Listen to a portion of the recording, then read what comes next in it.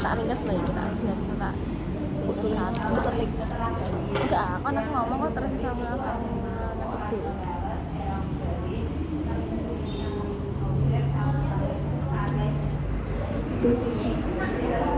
bayangkan 10 tahun ke depan mungkin enggak sih 10 tahun ke 50 tahun ke depan aku sana muslim aku boleh ini aku jadi fisioterapi kan aku cetek kedua ya pijat tulang dibayar ya orang ini kayak pijat tulang nggak juga bisa beratap masih tubuh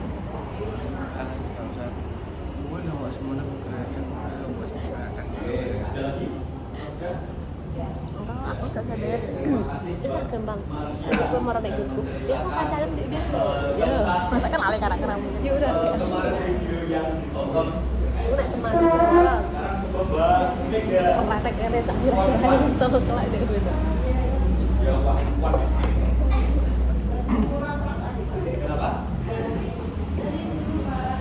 Pak, kalau belum nonton, coba ceritakan saja menurut Mbak Mega itu pasti pernah dengar tentang yang namanya teori evolusi setahunnya apa? Setahunnya saja.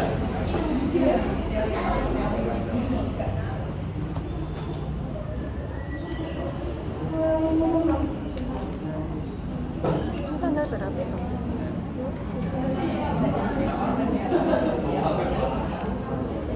Setahunnya berarti belum sampai. Oke, teorinya.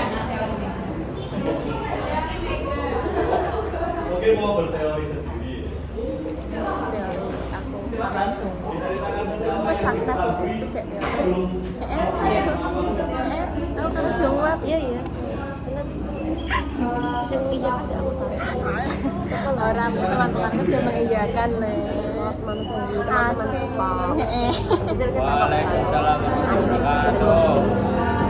kalau nanti juga di pemakai kan gak ngerti makanya kayak kan pasti mengiyakan iya asal ya mengiyakan iya kan orang aku nanti kayak bener ada gitu penting aku ada jomu apa karena ini kan jomu tapi ya tidak malah didukung enggak sih enggak juga tapi lebih udah udah pacar ada aku motivasi ada terus ya anak sama pacaran dia harus seneng sama orang aneh sama itu kan ya nek rumah terbuka nggak mau aneh cerita tahu cowok tahu rasa apa kok anak enggak tahu ada kan memang aku kok dari nyawa kan tahu seneng karo wong enggak tahu dari itu ya itu sih tapi aku kayak agak tahu lebih mendalam loh cuma sekedar ya aku seneng dalam aku dia segi kontennya karena tapi udah tak puas sampai lama itu tak akan ganggu kan kita tuh kita kayak ibu kan pas sore ini ganggu lagi ya aku nggak ngono-ngono terus aku gas terus waktu itu udah pas pulang nggak karena pak dia ini kan tempe ya masih sore aku mulai santai nih padahal gue jadi punya keluarga ngono loh malah wongnya senang gue ya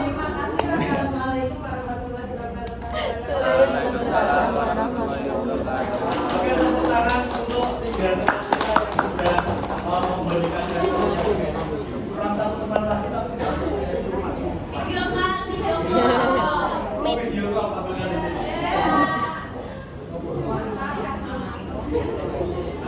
bener-bener mau upah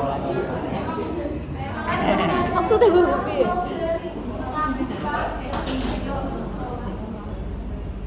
Ya, dan Bapak kita doakan saja. akan terus ya nggak mendoakan itu kapan gitu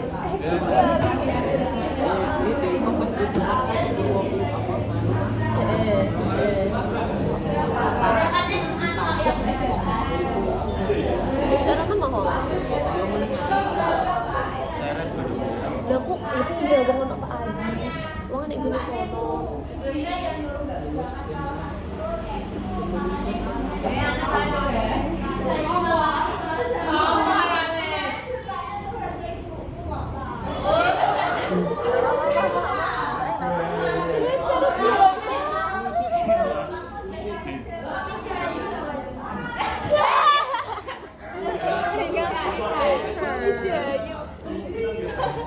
kurang ajar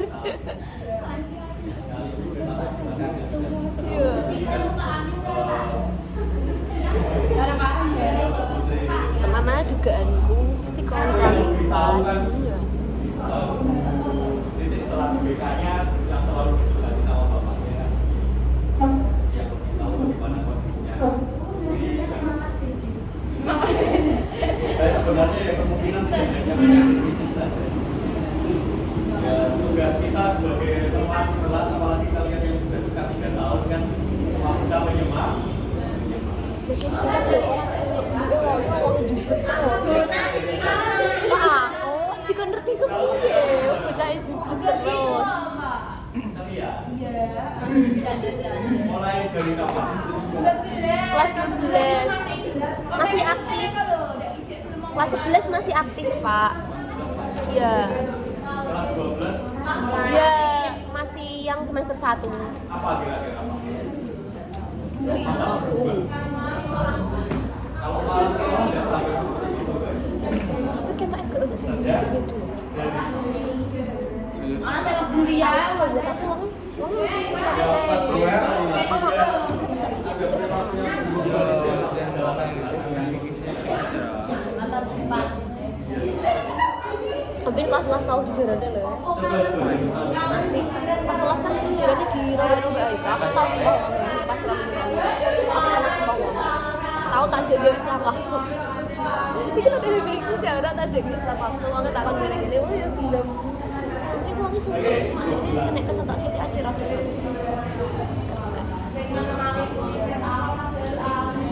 Aslinya nih bujuk padu ini punya Nyambung lah, malah nyambung itu dari padu.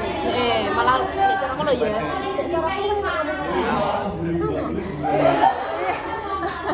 aku ngomong Iya, iya lanjut. yang aku ini tuh ngomongin pelajaran mas. Terus wongnya ya isyarat gitu. Lah wongnya kok di SMA kita masuk kayak dia udah bukan marahin gue kok dia iso ono lho Pit.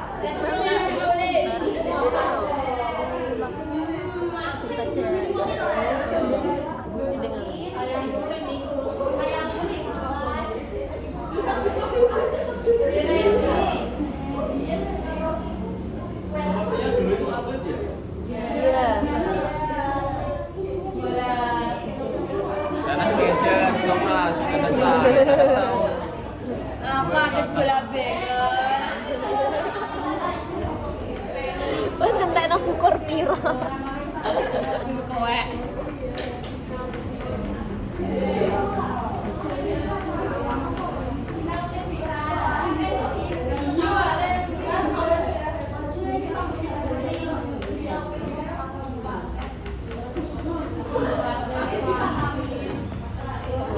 Apa tuh?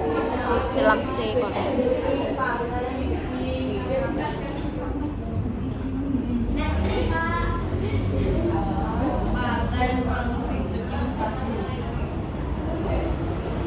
Dia dari galeri nama. Oh. Ini apa ini? Saya gue iki khusus galeri cerita. Mah kan bojone ditanam. Tapi Becky. tak kira ditanam sang iku. Iya karo sing iku.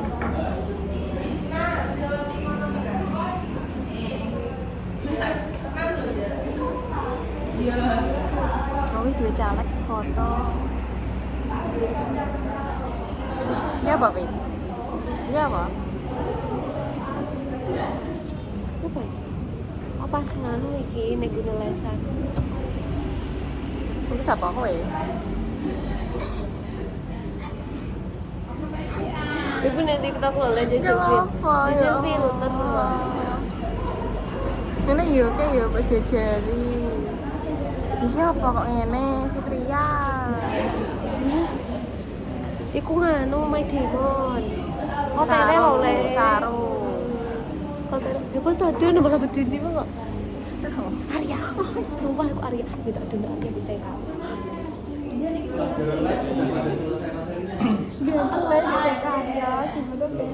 Berarti saya kira nggak temen-temen aja ini.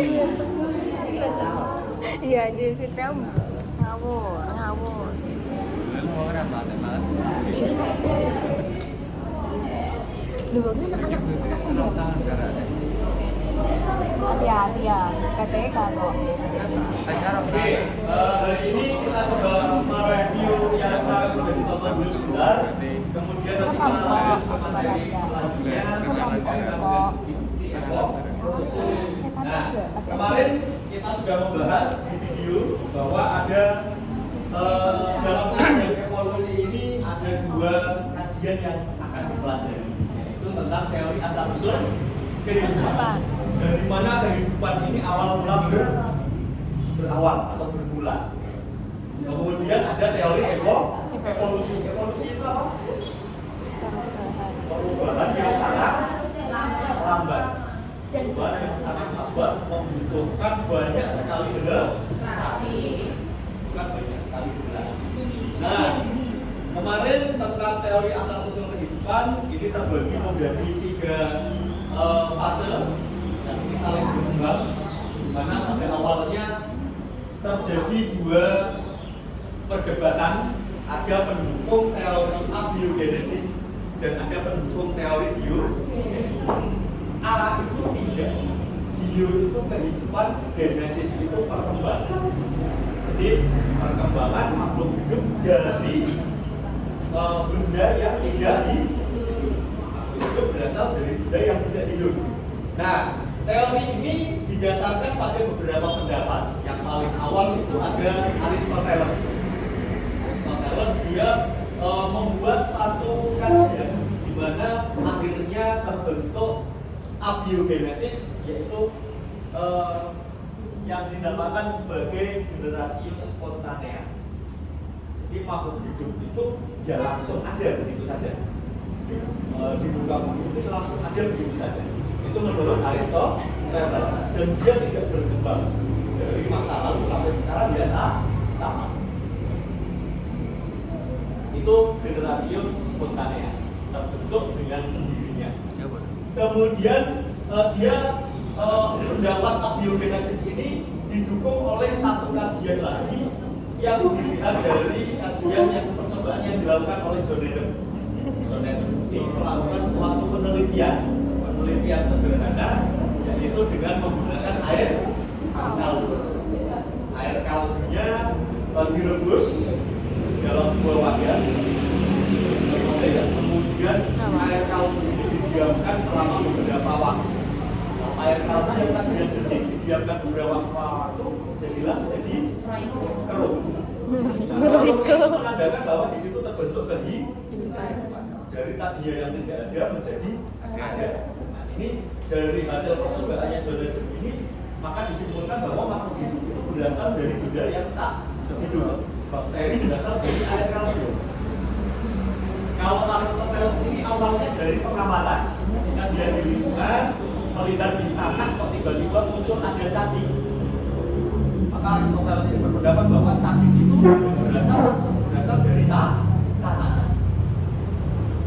Jadi dulu karena belum pengembangan teknologi sampai sekarang belum ada, maka pendapat seperti itu masih diterima. Kemudian ada Anthony van Leeuwenhoek. Ini dikuatkan lagi dengan penemuan mikroskop cahaya. Mikroskopnya bentuknya seperti yang bisa pilih. Jadi masih sangat sederhana sekali. Mengamati bagian di dalam air rendaman jerami yang tadinya tidak ada apa-apa, kemudian dia diteteskan dilihat menggunakan mikroskop. Ternyata setelah itu banyak hewan-hewan kecil atau protista ya, sekarang disebutnya protista. Kalau dulu hewan-hewan kecil di dalam air. Kalau kalian pas 10 pernah praktik gitu kan? Biologinya. Garing, Pak. Dulu waktu zaman COVID ya. Turun. Kalau kelas 10 yang sekarang kelas 11 itu kayaknya pernah mengamati di bawah mikroskop, mengamati kehidupan yang ada di dalam air.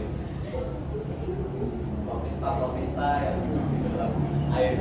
Ada yang bentuknya seperti spiral, ada yang bentuknya seperti sandal jalan-jalan. Nanti kalau kalian penasaran, ya silakan bisa mengamati di mikroskop ya.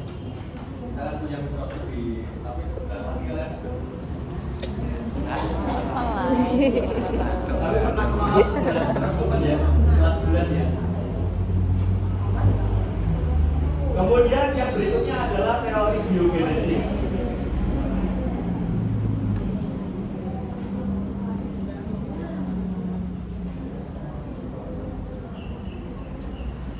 Nah, teori biogenesis ini pendukungnya ada banyak juga.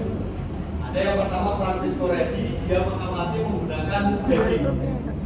Jadi daging didiamkan, kemudian ada 3 wadah, satu wadah dibuka, satu wadah ditutup dengan kasar, satu wadah ditutup rapat.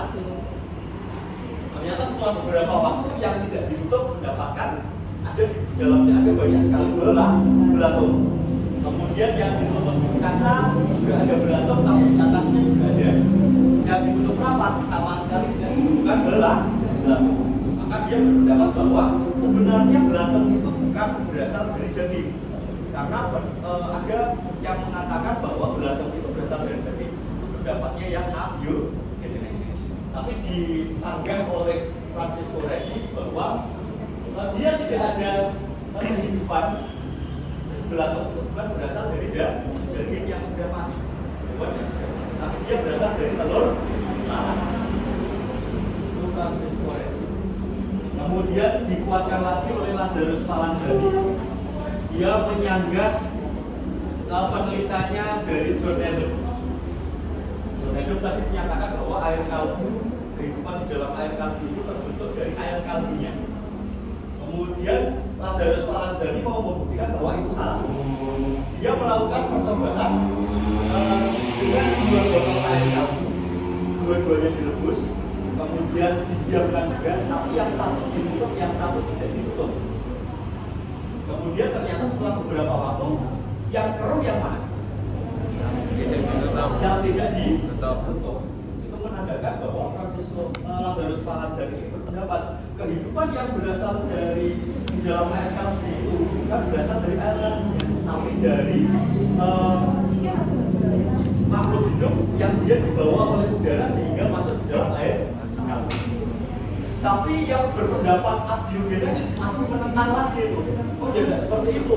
Udara itu adalah salah satu faktor penentu kehidupan. Kalau tidak ada udara, maka tidak akan ada kehidupan. Maka yang ditutup ya jelas tidak ada kehidupan karena tidak ada udara untuk makhluk bernafas.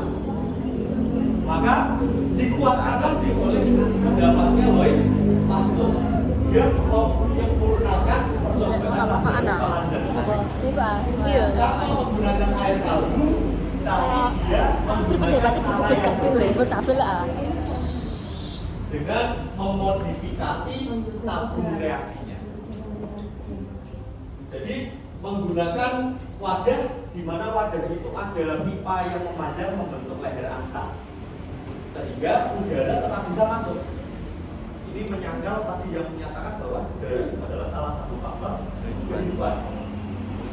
Dia direbus di wadah yang terbuka tapi berbentuk dengan leher angsa, kemudian didiamkan selama beberapa waktu. Ternyata tidak ada air kaldunya tetap jernih, padahal terbuka. Kemudian Louis Pasteur mencoba membalik bagian tabungnya tadi sehingga cairannya bisa masuk sampai ke leher. Nah, ketika dia masuk ke sampai ke leher, beberapa waktu kemudian langsung menjadi keruh. Nah dari sini Louis Pasteur menyempurnakan pendapatnya bahwa memang makhluk hidup yang ada pada kaldu tadi itu tidak berasal dari air kaldunya, tapi dibawa oleh udara yang masuk. Kenapa dia tidak bisa masuk sampai ke air kaldu? Karena di sini terhambat oleh leher angsa, sehingga mikroorganismenya tidak bisa naik ke atas. Dan ketika balik, mikroorganismenya bisa masuk sehingga langsung menjadi ke kira-kira lebih kalau di logika lebih masuk akal yang abiogenesis atau yang biogenesis?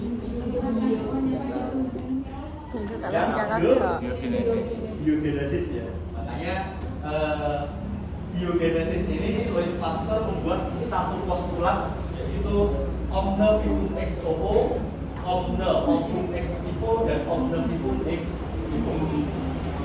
Nah ini omne vivum ex ovo, hidup, telur, berasal dari telur.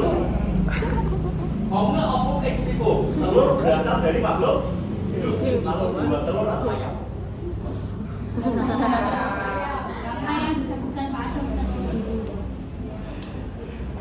Ya, dalam satu kajian saya pernah membaca itu telur sama ayam bersini. Telur lah, mau Pak Adam. Telur Terus ayamnya dari mana? Adam ngomongnya telur saja. Di ujung langit apa?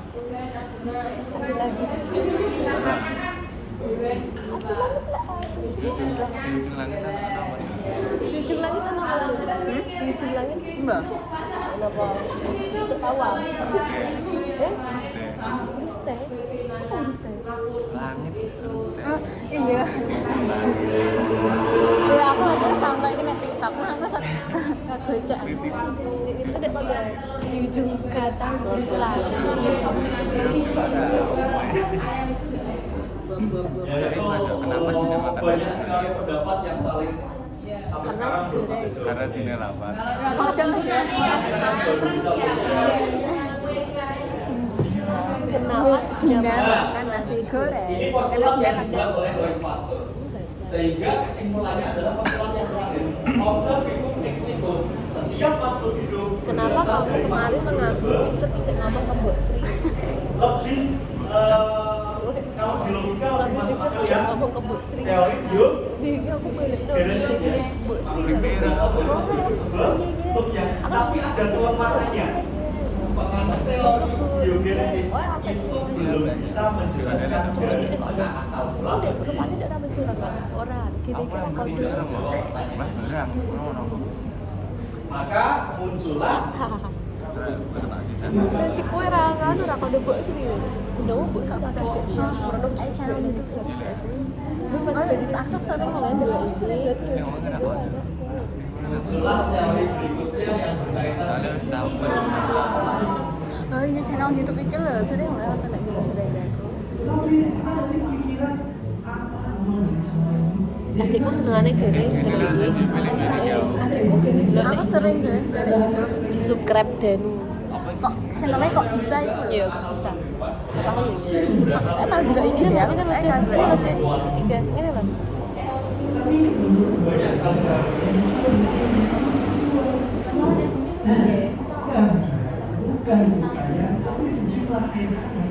ini teori standar. Tapi lah teori yang senang. Menambah wawasan.